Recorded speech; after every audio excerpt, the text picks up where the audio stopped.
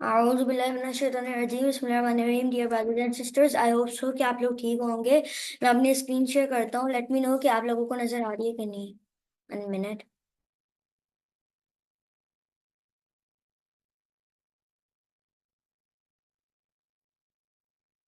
Can you see? Yes. Okay, so हम लोग start करते हैं। हम लोग लर्न करेंगे आज ओरिजिन ऑफ साइंस के बारे में।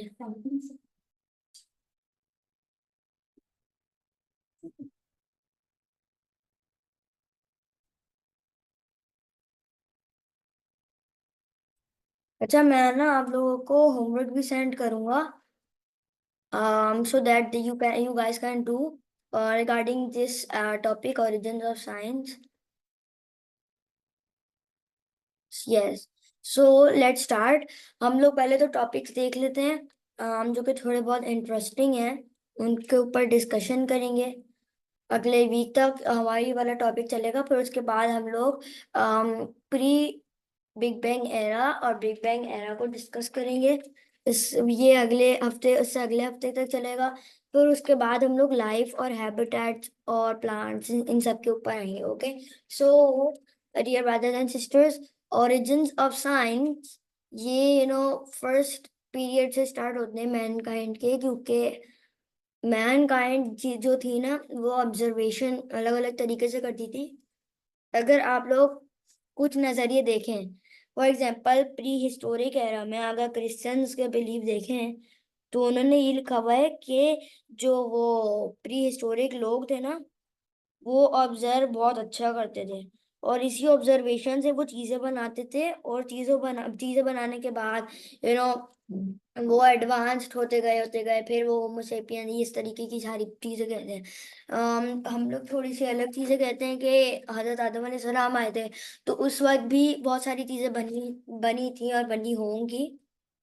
तो शुरू से ही दुनिया के, जब भी इंसान जैसे जब से आए हैं, तभी से ये सारी चीजें होती आ रही हैं कि उनके ऑब्जर्वेशन और नेचुरल थिंकिंग ये बहुत ज्यादा थी उनकी। तो इसमें हम लोग कुछ टॉपिक्स अब तो निकाल ही लेते हैं, कि जैसे pre historic observations, ancient civilisations, Greek philosophy and natural thinking, Hellenistic Hellenistic and Roman science, जैसे हमने बात की थी पहले भी। कुरान, क्योंकि कुरान भी उसी वो दौर में आया था 1400 ईयर्स पहले, जब रोमन एम्पायर थी, फिर वो खत्म हो गई थी। हिस्ट्री के अगर हवाले से देखें तो फिर इस्लामिक गोल्डन एज, जैसे अब्बासी खिलाफा एंड ऑटोमन एम्पायर। उसके अलावा मेडिवल यूरोप और रेनेसांस इनके बीच में थी। और scientific revolution of 16th and 18th century, और modern age science. Okay, so अब मैं आपसे, मतलब आप मुझसे, आई होप सो, आई थिंक सो, कि आप लोग मुझसे क्वेश्चन ये वाला करना जरूर चाहेंगे कि प्री हिस्ट्री में कौन सी ऑब्जर्वेशन हुई थी। तो अगर मैं आप लोगों को याद हो, तो हमने डिस्कस किया था कि ऐसी ऑब्जर्वेशन हुई थी जिनसे ना जो प्री हिस्टोरिक लोग थे, अगर उनको मेडिसिन नहीं बनाना आती, तो वो अपने जो लोग थे उनको गवा देते। यानी ये देखें, फॉर एग्जाम्पल प्लेग का मतलब किसी को पता है? Plague.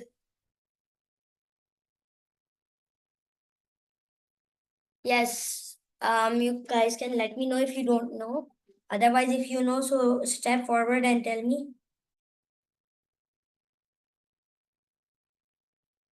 Does anybody know? Well, its easy means is कि जो प्लेग है ना, उसका मतलब होता है बीमारी। और वो कोरोना वायरस, अगर आपने सुना हो, जो पूरी दुनिया में ही फैला था 2021 में या 2022 में। तो प्लेग बीमारी जो थी ना, वो स्प्रेड होती है। तो हम उसको यही कह सकते हैं, 21st centuries plague known as corona virus.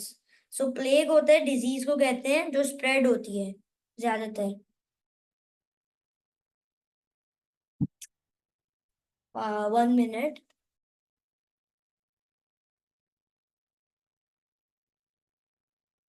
1 minute. Yes, so I was here के जो प्री हिस्टोरिक सिविलाइजेशन थी ना उस वक्त की, जो कि इतनी डोमिनेटिंग नहीं थी उस वक्त, इतनी स्प्रेड नहीं हुई थी, उनमें भी यही पाया जाता था कि अगर तो प्लेग होता था ना, उनमें प्लेग पहले पाया जाता था। प्लेग ऐसा भी बताया था, disease that spreads from one person to another person. यानी अगर उर्दू में बोले इसको तो, यानी अगर मुझे बीमारी हुई है तो वो ऐसी बीमारी है कि मुझसे फैल के वो और लोगों के अंदर जाए, और वो डिजीज जो होती है वो स्प्रेड होती है, as I am telling you.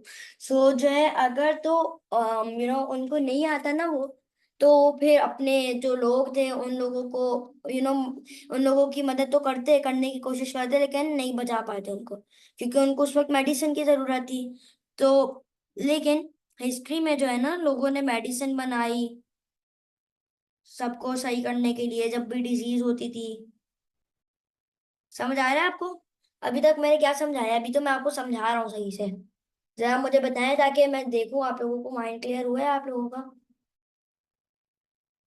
Yes, can anybody tell me अभी तक मैंने क्या समझाया?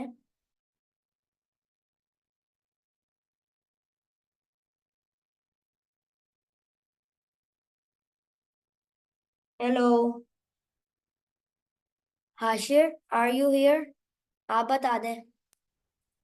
आपने प्लेग के बारे में बता रहे थे। जी, प्ले के बारे में ये बता रहा था मैं कि अगर तो लोग जो है ना, वो अगर इतनी ज्यादा उनको नहीं पता होता, इतने ज्यादा सेंसिबल नहीं होते, तो यही होता कि वो जो लोग है ना, जिनको वो बचाना चाहते थे, वो फिर क्या होता कि वो जो है ना मर जाते, अगर तो मेडिसिन उन्होंने नहीं इन्वेंट की होती तब। लेकिन फॉर्चुनेटली उन्होंने मेडिसिन क्रिएट की थी। सो उन्होंने अपने जो लोग हैं ना, उन लोगों की जानें भी बचाई। समझ आ रहा है आप सबको? मेडिसिन जो है ना, वो साइंटिस्ट ही बनाते हैं, वो चेक करते हैं अलग अलग चीजों को कि ये चीज डिसॉल्व हो रही है कि नहीं, और ये पोर्शन क्या डिसॉल्व हो रहा है इसके अंदर कि नहीं, और अगर हो रहा है तो किस तरीके से हो रहा है, और इसके अंदर क्या क्या चीज ऐसी मिक्स करूंगा कि जो दूसरा बंदा है वो इससे बिल्कुल सही हो सके, सेहतियाब हो सके। ऑल्सो आप लोगों को समझ आ रहा है, ये साइंटिस्ट ही करते हैं। मेडिकल साइंटिस्ट, बहुत तरीके तरीके के साइंटिस्ट होते हैं अलग अलग, जो ये सारे काम करते हैं। तो इसके अलावा भी जो, अगर हम लोग देखें ना इंसानों की, तो उनके अलग अलग डीप एनालिसिस भी थे। डीप एनालिसिस यानी वो सितारों से अपनी देखते थे कि कहाँ जाना है कहाँ नहीं जाना, और फिर वो अपनी जगहों को लोकेट करते थे, और वो चीजें बनाते थे, वेपन्स बनाते थे, ऑब्जर्व करते थे, क्रिटिकली एनालाइज करते थे हर एक एक चीज को, और समझने की सोचने की काबिलियत रखते थे, सलाहियत रखते थे अपने अंदर। तो इन सारी चीजों से ही आई होप सो कि आपके अंदर ये माइंडसेट, ये नजरिया क्रिएट हो गया होगा, जिससे जो लोग थे ना, वो ये सारी चीजें बनाते थे। तभी उनके ऑब्जर्वेशन लेवल, स्किल सारी जो है ना, बन रही थी चल चल के। जी माज, आपको कुछ कहना है? Your hand is raise.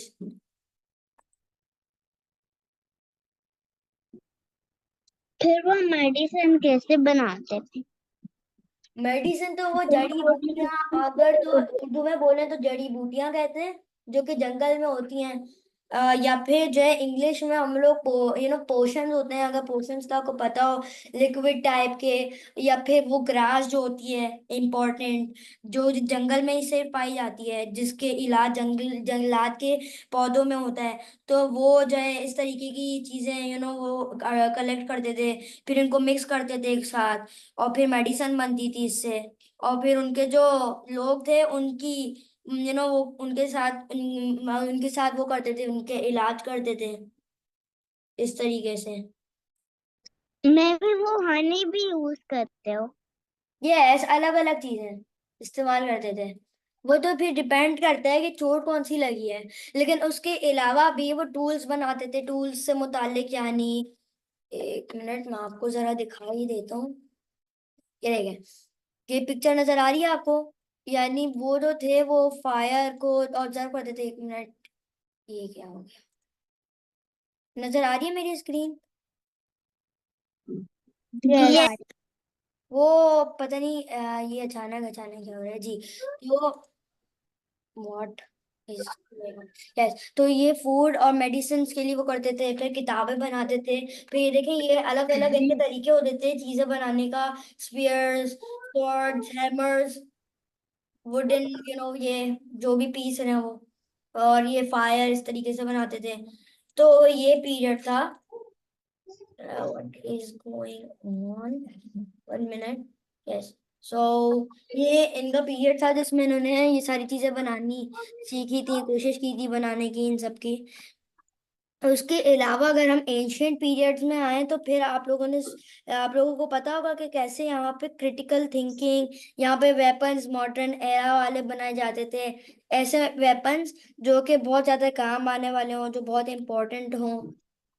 Weapons के अलावा भी बहुत सारी इन्होंने चीजें बनाई थी। इनमें ट्रेडर्स भी थे और भी बहुत सारे लोग थे। समझ आ रहा है आपको?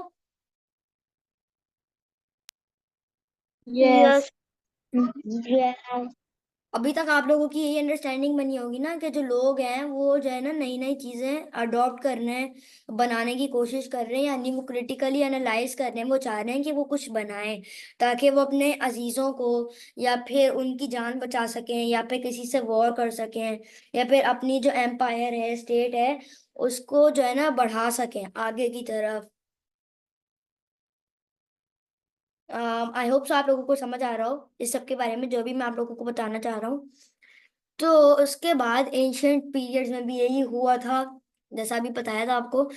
ग्रीक जो थे ना, इनकी बहुत ज्यादा जरूरत हमें पड़ती है, क्योंकि ग्रीक जो थे ना, इन्हीं से फिर क्या होता है, philosophy, natural thinking, natural science, debates, critical thinking, ये सारी चीजें इनसे बनती हैं। कोई ये पूछना चाहेगा या फिर किसी को ये इंटरेस्ट होता है या किसी को ये सोचता है यहाँ पे क्लास में कि सारी चीजें ग्रीक्स ने क्यों की, रोमन्स ने क्यों नहीं की, या फिर पर्शियंस ने क्यों नहीं की, या फिर ग्रीक और जो ने क्यों थे नहीं ना, की? वो पीस चाहते थे। बाकी जो लोग थे ना, वो लाइक बेबीलोनियंस, उन्होंने किया तो था काम, लेकिन वॉर के लिए किया था ज्यादातर अगर इसको उन्होंने। जियोग्राफिकली देखें ना, तो अलग अलग जो स्टेट्स थी, जैसे पर्शियंस या स्पार्टा, एथेंस, अगर आप देखेंगे सर्च करके, तो ये जो थी ना जियोग्राफिकली, इनकी पोजीशन ऐसी जगहों पे थी कि इनके पास सिर्फ दो चॉइसेस होती थी, तीन चॉइसेस होती थी। या तो ये सरेंडर करके पपेट स्टेट बन जाए। पपेट स्टेट मतलब ये कि जो भी इनसे बड़ी स्टेट है, जो भी पावर है इनके करीब जो है, जिनसे इनको थ्रेट है, उनसे दोस्ती कर लें, और वो जो है ना उनको खिलाफत दे दें अपनी, और जो है ना वो मतलब पॉलिटिक्स उनको उनके हाथ में रख दें, सारी गवर्नमेंट स्टेट सारी उनके हाथ में रख दें। दूसरा ऑप्शन होता था या तो वॉर करें और उनको हासिल करें, उनकी स्टेट्स को भी, और अपनी वुसअत दे सकें, अपनी एम्पायर को ग्रो कर सकें। या फिर तीसरा ऑप्शन था या तो मर जाएं। तो एस जियोग्राफिकली अगर ये देखें ना, तो बहुत सारी एम्पायर ऐसी थी जो कि वॉर की एम्पायर से बहुत ज्यादा कनेक्टेड थी। वॉर एम्पायर्स क्या होते हैं? कोई बता सकते हैं वॉर एम्पायर्स क्या होते हैं? वॉर तो पता चल जाएगा आप लोगों को, वॉर एम्पायर्स क्या होते हैं। एम्पायर्स के बीच लड़ाई। वॉर एम्पायर्स ऐसी एम्पायर्स होती हैं जो कि हमेशा चाहती हैं कि वो वॉर करें। Yes, so dear brothers and sisters, हम लोग स्टार्ट करते हैं। अच्छा, आपके दो क्वेश्चंस थे ख्वाला, इनके जवाब मैं पहले दे देता हूँ आपको, क्योंकि आपने रिकॉर्डिंग से पहले ही बता दिए थे। तो वो एक क्वेश्चन तो था कि वो ग्रीस जो था वो वॉर से कैसे बचा हुआ था, और दूसरा आपने कहा था इजराइल को भी हम लोग क्या वॉर स्टेट कह सकते हैं। वॉर स्टेट ज्यादा बेहतर रहेगा, स्टेट एम्पायर को ही कहते हैं एक तरीके से। एम्पायर, वॉर एम्पायर क्या होता है? वॉर एम्पायर फॉर एग्जाम्पल, अब मैं आपको पाकिस्तान और इंडिया की मिसाल देता हूँ। पाकिस्तान है ना और इंडिया, इनमें से आपको क्या लगता है कौन है वॉर एम्पायर? इंडिया है वॉर एम्पायर या पाकिस्तान? कौन जवाब देगा?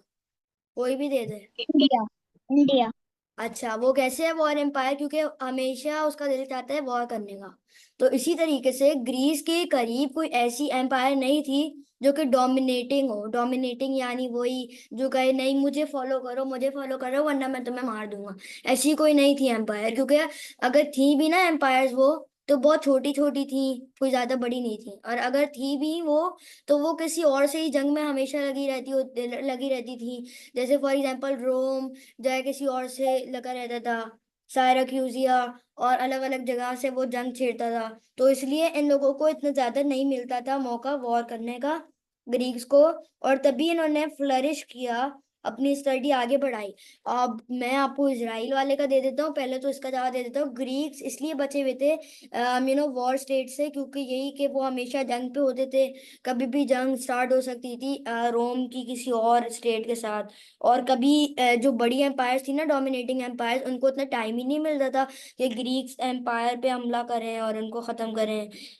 या तो वो कभी खत्म भी हो जाते थे खुद से, डिक्लाइन हो जाता था, या बगावत हो जाती थी। ये अलग अलग मैटर्स हैं जिनको हम लोग कह लेते हैं पॉलिटिकल हिस्ट्री। लेकिन इसमें हम लोग नहीं जाएंगे क्योंकि ये तो फिर हिस्ट्री के टॉपिक्स में आ जाएगा। दूसरा ये है कि आपका जो था, इसराइल को हम वॉर स्टेट कह सकते हैं, इसराइल को हम वॉर स्टेट कह सकते हैं, बल्कि war to kill everybody, to kill innocent कह सकते हैं, to start war. I hope आप लोगों को समझ आ रहा है। यानी फॉर एग्जाम्पल, लेकिन ये वॉर टू किल इनोसेंट ये अपने एम्पायर बनाने के लिए कर रहे हैं ना, तो ये वार स्टेट भी हो सकते हैं कि मेरी बात मानो वरना तो मैं तुम्हें अपनी एम्पायर में शामिल नहीं कर नहीं, लूंगा। इसराइलियों का मामला इसमें थोड़ा सा अलग है, क्योंकि इसराइली जो है वो लोगों पे डिपेंडेंट नहीं है, वो लोगों से कुछ नहीं कह रहे। यानी पैलेस्टीनियंस को ये नहीं कह रहे वो कि आप हमारी मानो वरना हम आपको मार देंगे, वो ये नहीं कह रहे। वो अपना लैंड छीनना चाहते हैं, और उनको पैलेस्टीनियंस की कोई परवाह नहीं है, इसलिए वो उनको बस मार देते हैं पूछे बगैर। समझ आ रहा है आपको? वो वॉर स्टेट को मतलब वो उस नजरिए पे नहीं आ सकते। जी खाला, आप कुछ कहेंगी? यस, इसराइल तो टेररिस्ट स्टेट है। Yes, you can say for an instant. Okay, so anything else? Anybody? वरना फिर हम लोग आगे चलते हैं। स्क्रीन शेयर करता हूँ मैं अपनी। Anything else? नो। अच्छा, आपको आप लोगों को आज का सेशन कैसा लग रहा है? इंटरेस्टिंग है? जितना कोशिश कर रहा हूँ उतना इंटरेस्टिंग लेकर जाने की कोशिश कर रहा हूँ मैं। हाँ, आज इंटरेस्टिंग है लेकिन ज्यादा नहीं। ओके, अभी और इंटरेस्टिंग लगेगा आपको। अभी हम लोग बात कर लेते हैं हेलेनिस्टिक एंड रोमन साइंस की। अच्छा, ये हेलेनिस्टिक और रोमन साइंसेस में क्या है कि यही जो रोम जब फ्लरिश हुआ था, और जब ये फ्लरिश हुए थे तो फिर इनमें अलग अलग जो लोग थे, साइंस इनमें आया हल्के हल्के। और इस तरीके से ये ग्रीक्स की तरह ही वैसे तो फ्लरिश हुए थे ये, क्योंकि देखें फॉर एग्जाम्पल, ग्रीक जो है ना, उनमें यही था कि वो कभी वॉर नहीं लड़ते थे। अब फॉर एग्जाम्पल हम लोग ना एक क्लाउड बना लेते हैं, मैं एनोटेट कर रहा हूँ। ये ब्लैक है, और ये इसमें लिखा हुआ है आर। ये मैंने आर लिख दिया है, सही है। आर रिप्रेजेंट्स रोम, सही है। और ये ग्रीस है, तो मैंने ये इसको जी से रिप्रेजेंट कर दिया है, और ग्रीन से। ओके, सो अब यहाँ पे क्या है मसला, कि जो रोम है ना, वो है वॉर स्टेट। लेकिन जब उन्होंने वॉर करके जीता था ना पूरा लैंड, फॉर एग्जाम्पल ये लैंड है जो उन्होंने जीता था वॉर करके, तो यहाँ पे अब पीस रहना हो गया था, पीस आना स्टार्ट हो गया था। फिर अलग अलग ये जो डॉट्स हैं, ये अलग अलग सिटी थी, और इन सिटीज में अलग अलग लोग बसना स्टार्ट हुए, और इन्होंने स्प्रेड आउट किया, फिर और लोग आए, फिर इसमें प्लेग्स आई, तो इसलिए साइंटिस्ट आए। मतलब उस जमाने में तो कोई एक दूसरे को साइंटिस्ट नहीं कहता था, हे साइंटिस्ट कम हियर, नहीं, इस तरीके से कुछ नहीं होता था। बल्कि वो जो लोग थे, वो या तो वेपन्स बनाते थे, एक तो इंजीनियर्स थे वो। इंजीनियर उस वक्त के जमाने में हम उनको नहीं कह सकते इंजीनियर्स, लेकिन वो ऐसे काम करते थे कि हम उनको कह सकते हैं। अपने आप को वो नहीं कहते थे, उनको पता ही नहीं था इंजीनियर क्या होता है या साइंटिस्ट क्या होता है। लेकिन वो इस तरीके से सिटीज ग्रो कर रही थी, और पीस ज्यादा बढ़ रहा था। और जो सिटीज थी इनमें अलग अलग लोग आ रहे थे जिनके अंदर इस तरीके की एबिलिटीज थी ग्रो करने की। और दूसरा ग्रीस जो अच्छा देखें, मैं यहाँ पे लिख देता हूँ, एक मिनट, यहाँ पे टेक्स्ट दिया, वॉर स्टेट, ये मैंने लिख दिया है। एक मिनट, ये नजर आ रहा है आपको? एक मिनट, ये wall yes. State blue colour का। तो ये जो पूरे कॉन्टिनेंट्स इन्होंने फतह किए थे तो ये थे वॉर स्टेट के। लेकिन अगर हम लोग ग्रीक्स का नजरिया देखें तो इनका जो टुकड़ा था ना लैंड का, यहाँ पे पहले से ही सिटीज बसते थे। दूसरा ये कि वो पीस में रहते थे हमेशा, इतनी कोई वॉर नहीं करते थे सिवाय एथेंस और स्पार्टा के और पर्शियन वॉर के। इतनी उन्होंने कोई नहीं की थी, और मैसेडोनियन रूल में भी उन्होंने थोड़ी बहुत की थी, लेकिन उनकी खुद से पूरी कोशिश होती थी कि वो ना करें। लेकिन अगर उनको कोई जंग पे सताता था तो फिर वो करते भी थे। तो इनको हम लोग कहेंगे पीस स्टेट। मैं यहाँ पे लिख देता हूँ। तो दोनों में क्या था, साइंटिस्ट दोनों में थे, दोनों स्टेट्स में।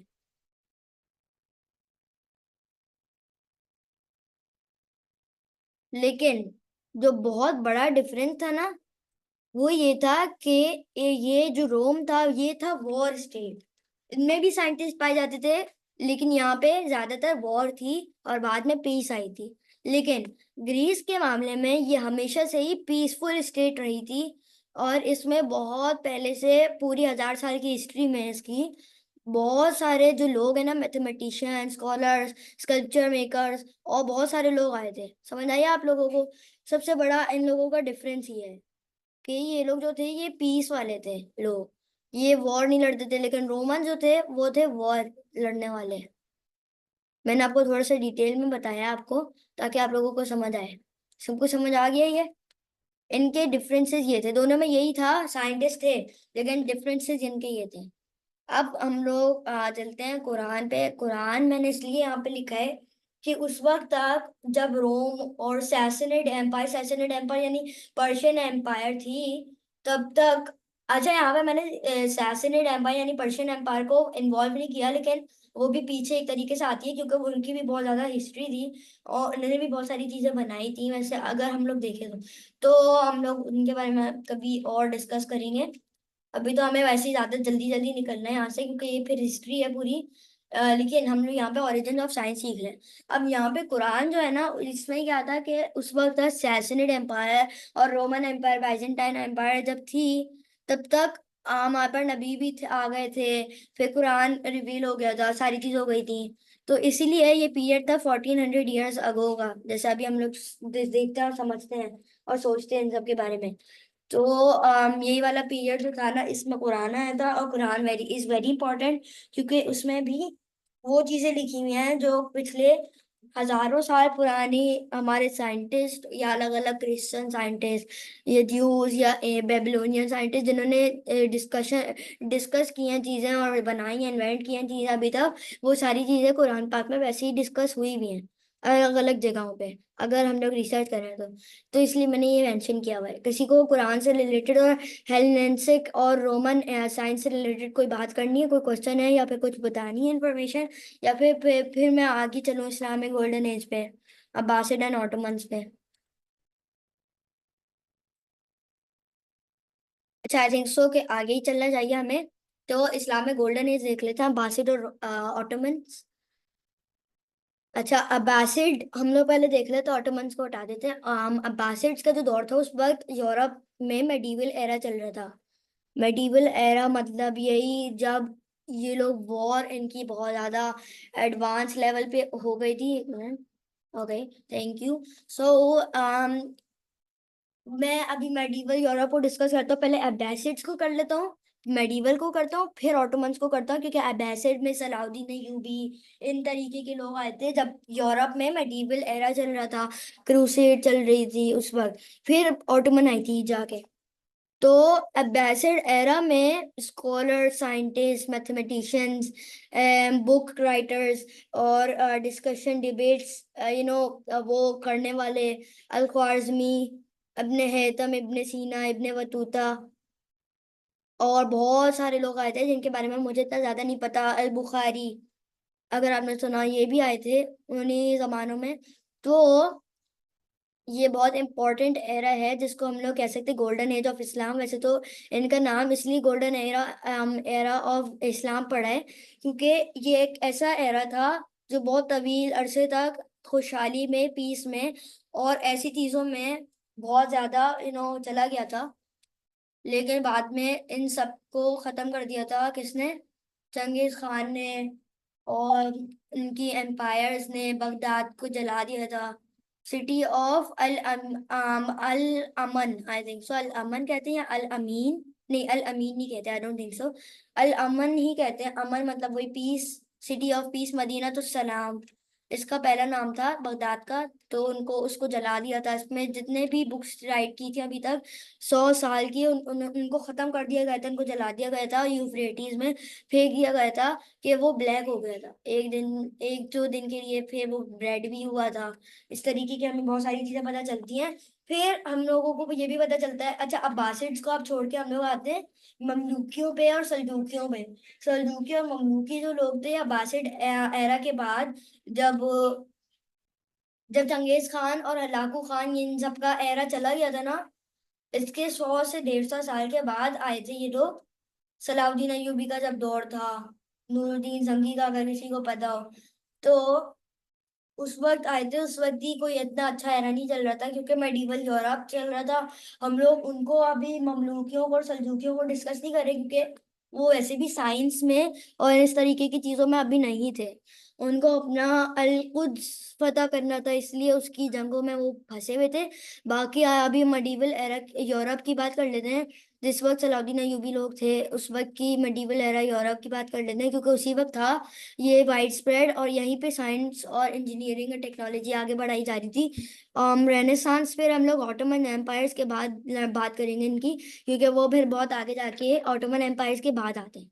मेडिवल यूरोप में क्या था कि मेडिवल यूरोप, इसके अंदर डिस्कवरीज बहुत ज्यादा हुई थी, वेपन्स बहुत ज्यादा बनाए गए थे, चीजें बनाई गई थी। और अच्छा, कोई ये पूछना चाहेगा कौन सी चीजें बनाई गई थी? सबसे बड़ी मिसाल इसकी मैं आप लोगों को देना चाहूंगा इस क्वेश्चन पे, अगर कोई ये पूछना चाहेगा। यस। अच्छा, उस वक्त सबसे ज्यादा डिस्कवरीज किस पे होती थी? कोई गैस करेगा? यानी नेचर पे होती थी या वॉर पे होती थी या किस पे होती थी?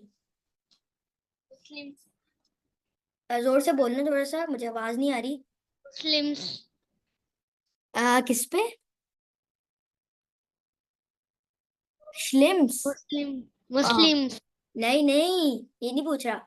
मुस्लिम्स की उस वक्त डिस्कवरीज नहीं होती थी, मुस्लिम्स नहीं थे उसमें। अभी मुस्लिम सलाउद्दीन अयूबी में के दौर में क्रूसेड चल रही थी, आप लोगों को पता है इसके बारे में। तो अल कुद्स जो था ना, उनको फतह करने के चक्कर में ये नूरुद्दीन जंगी और सलाउद्दीन अयूबी ये सारे लोग लगे हुए थे। लेकिन मेडिवल एरा में, यानी देखिए फॉर एग्जाम्पल, जिस वक्त ये एरा चल रहा था ना मेडिवल, एक मिनट मैं आपको जरा एनोटेट करके दिखा देता हूँ। Here it is. अच्छा, ये मेडिवल एरा यूरोप जो चल रहा था ना, उस वक्त सलाउद्दीन अयूबी लोग मौजूद थे। सलाउद्दीन अयूबी मौजूद थे, सही है। लेकिन वो अपनी अलकुद्स की जंगों में पड़े हुए थे, इसलिए उस वक्त उनके पास इतना टाइम नहीं था कि वो कोई डिस्कवरीज कर सके। लेकिन medieval era Europe, medieval era देखे, यूरोप, यूरोप का मतलब क्या है? यूरोप में तो मुसलमान नहीं रहते ना, सारे सारे क्रिश्चियन रहते हैं, ये यूरोप है फॉर एग्जाम्पल, यूरोप। तो अब ये देखें कि यूरोप जो था यहाँ पे कोई मुस्लिम नहीं रहते थे, तो यहाँ पे उनको जंग नहीं छेड़नी पड़ती थी। ये फिर उनको मिडिल ईस्ट में जाके यानी पैलेस्टाइन के इलाकों में जाके छेड़नी पड़ती थी जंग। लेकिन मेडिवल यूरोप में जो है ना, इस वक्त क्या नाम था एरा का? Medieval era of Europe. तो यहाँ पे क्या था, पीस थी और ये लोग डिस्कवरीज करते थे। लेकिन मैं अब आपसे ये पूछना चाहता हूँ, ये मेरा क्वेश्चन है आप लोगों से, कि ये कौन सी डिस्कवरीज करते थे यूरोपियंस? किस चीज पे? यानी नेचर पे, आर्ट्स पे, साइंस पे? साइंस की तो करते ही थे। मेडिसिन में करते होंगे। जी। मेडिसिन में करते होंगे। अच्छा, सबसे ज्यादा जो यूरोप है ना, उस दौर में मेडिवल यूरोप सबसे ज्यादा जिस चीज में मशहूर है वो है डिस्कवरीज ऑफ वेपन्स। वेपन्स में वो बहुत ज्यादा आला थे उस वक्त के जमाने में। वो बहुत सारी नई नई चीजें और टेक्निक्स बना रहे थे, बम बनाने की कोशिश कर रहे थे, जिससे उनको हराया जा सके, सलाउद्दीन अय्यूबी टाइप के लोगों को, अच्छे मुसलमानों को हराया जा सके। तराबुलिस, अंताकिया, ये सारी उन लोगों के पास स्टेट्स थी। ये मेडिवल यूरोप है। सही है, यहाँ पे ये इस तरीके की डिस्कवरीज भी करते थे, मेडिसिन भी बनाते थे, और चीजें भी करते थे। अब वो हम लोग बात कर लेते हैं ऑटोमन्स की। और सलाउद्दीन अयूबी और नूरुद्दीन जंगी के 100 सालों के, अगले 100 सालों के बाद जो थी ना, वो थी ऑटोमन एम्पायर्स की। बात कर लेते हैं हम लोग। सलाउद्दीन अयूबी के बाद आए थे ये 100 साल के बाद अर्तुगरुल, और उस्मान बे, और मुराद गाजी, और इस तरीके के सारे सुल्तान आए थे। और इसी दौर में, अच्छा ये भी वॉर स्टेट है, लेकिन ये वैसी वॉर स्टेट नहीं है जैसे आप समझ रहे हैं। वो तो बहुत ज्यादा ही कुछ हदें पार कर लेते थे। जो क्रिश्चियंस वॉर स्टेट थी, वो कुछ ज्यादा ही बदतमीज हो जाती थी वॉर करते हुए। लेकिन ये अच्छी वॉर करते थे, ये गुड वॉर करते थे। इसलिए इनमें बहुत ज्यादा पीस रहती थी, और वॉर भी ये लोग जारी रखते थे, जिहाद भी जारी रखते थे। तो ये जो वॉर करते थे ना, उसके अलावा भी ये डिस्कवरीज करते थे। इनमें इन्होंने medicine, sciences, technologies, engineering, arts और साइकोलॉजिकल इश्यूज और फैक्टर्स, सारी चीजें डिस्कस की और सारी चीजों के ऊपर तहकीक की।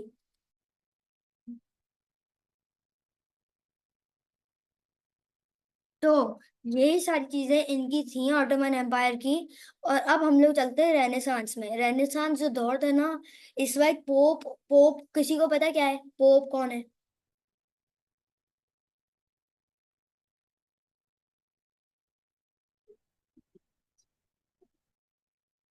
पोप पता है? ईसाइयों का रूहानी पेशवा पोप, वो कौन है? अगर नहीं पता तो बता दें। नो। जी, जैसे मेरा इमाम साहब होता। तो जो पोप है ना, वो था सबसे बड़ा चर्च का रहवाली, एक तरीके से रखवाली। वो जो था, वो ना सबको हुक्म देता था, और उसी की वजह से जंग स्टार्ट हो जाती थी। तो रेनेसांस एक ऐसा दौर था जो ऑटोमन एम्पायर में थी। और रेनेसांस में क्या था कि जो है ना, जो लोग थे ना यूरोप में, वो दीन से हट गए थे थोड़ा बहुत, यानी वो जो है ना, ऐसे उनके जुनून खत्म हो गया था जंग करने का। और पोप बार बार उनको जंग पे वर्गा ला रहा था, लेकिन वो पोप की बात नहीं मानते थे, क्योंकि जो पोप था ना, वो बहुत एरोगेंट उस वक्त के जमाने में हो गया था। वो जब चाहता, जैसे चाहता, वो लोगों को मार देता था, और अपने हुक्म पे बहुत सारे लोगों को मरवा भी देता था, और किंग्स को मरवा देता था, और ऑटोमन एम्पायर के खिलाफ भी जंग स्टार्ट करवा देता था। और उस वक्त तक ऑटोमन एम्पायर भी बहुत ताकतवर हो गई थी कि कोई उनसे लड़ना नहीं चाहता था। जी हाशिर, आपका I think so hand raise हुआ पाए। Yes, are you saying something? जैसे एक आपने निकोला टेस्ला के बारे में बात सुनी होगी, तो निकोला उसको टेस्ला भी ना नहीं, अभी निकोला टेस्ला वो नहीं लाए, वो फिर साइंटिफिक रेवोल्यूशन 16th और 18th सेंचुरी में उसकी बात करेंगे। अभी वैसे भी एंड होने वाले हैं। निकोला टेस्ला उसमें आएगा, आइजैक न्यूटन भी उसी में आएगा, और कुछ और लोग भी आएंगे। उनके ओके, अगला। फिर कंटिन्यू करना। तो रेनेसांस है ना, इसी में यही था कि जो लोग थे वो अपने दीन से हट गए थे, और वो नहीं लड़ना चाहते थे, ऑटोमन एम्पायर के लोगों से जंग नहीं करना चाहते थे। अब हम लोग साइंटिफिक रेवोल्यूशन की बात कर लेते हैं। इसमें अलग अलग बहुत ज्यादा बड़ी बड़ी शख्सियत आई थी। जैसे गैलीलियो गैलीली, और इसमें कैपला आया था। कैपला एक बंदा है इम्पोर्टेंट।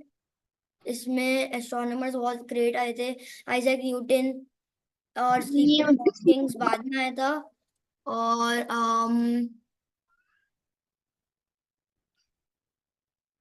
और भी बहुत सारे लोग आए थे। मेरे पास नाम स्टोर हुए में, लेकिन वो अभी मेरे साथ नहीं है, मैं आप लोगों को बताती हूँ। आइंस्टाइन भी आएगा। कौन? आइंस्टाइन भी आएगा। आइंस्टाइन। हाँ, आइंस्टाइन, राइट। यस। तो वो ये सारे जो शख्सियात हैं, इनकी वजह से हमें ग्रेविटी, इन सब के बारे में पता चला। अब ये जाहिर है क्रिश्चियंस बहुत आगे बढ़ चुके थे। इसकी वजह ये थी कि ऑटोमन एम्पायर ना पढ़ाइयों में बहुत पीछे रह गया था। बहुत बाद में इसने पढ़ाइयाँ जब स्टार्ट की, तो क्रिश्चियंस आगे बढ़ गए थे। टेक्नोलॉजी में वो आगे, उनका हाथ रहा था। अब मॉडर्न एज साइंस में यही है कि हमें बहुत सारी चीज़ों के बारे में पता है, और हम डिस्कशन कर सकते हैं, हमें बहुत सारी चीज़ों के बारे में खुल के पता है। लेकिन उन उन जमानों में किसी को सबसे क्लियरली पता नहीं था। सब लोग ट्रू और फॉल्स पे बिलीव करते थे कि शायद ऐसा होता हो शायद ना होता हो वैसा। तो यही सारी चीजें डियर ब्रदर्स एंड सिस्टर्स, अगर आपके पास कोई क्वेश्चन है तो आप जरूर डिस्कस करें या बताएं मुझे, ताकि मैं उसका जवाब दूं आप लोगों को, वरना फिर हम लोग रैप अप पढ़ते हैं क्योंकि जुम्मे हैं आज। सब लोगों को नमाज पढ़ने जाना होगा और तैयार होना होगा। तो अगर किसी के पास कोई क्वेश्चन है तो बता दें, वरना फिर हम लोग रैप अप पढ़ते हैं। नो। नो बनी? मेरे पास कोई क्वेश्चन नहीं है। Okay, then I hope so आप लोगों को क्लियर हो गया होगा टॉपिक और नजरिया origins of science से related. So dear brothers and sisters, let me wrap up. कोई होमवर्क है? होमवर्क फिर मैं आप लोगों को शायद से ब्रशेस दूं, शायद से। Okay, I will try my level best to give you after जुम्मा। I will try. अगर नहीं दे सका तो कोई बात नहीं, मैं आप लोगों से ऑडियो पे जो है कोई कुछ क्वेश्चन पूछ लूंगा, तो वो आप मुझे जवाब दे सकते हो उसका ऑडियो पे, जो जो अभी हमने आज डिस्कस किया अभी क्लास में। Okay, so till then thank you very much. अब हमारा session I think so Wednesday को होगा। Yes, so thank you very much. Until then, Jazakallah khairan. Assalamu alaikum wa rahmatullahi wa barakatuh. Allah Hafiz, dear brothers and sisters. Hafiz. Allah Hafiz. अस्सलाम।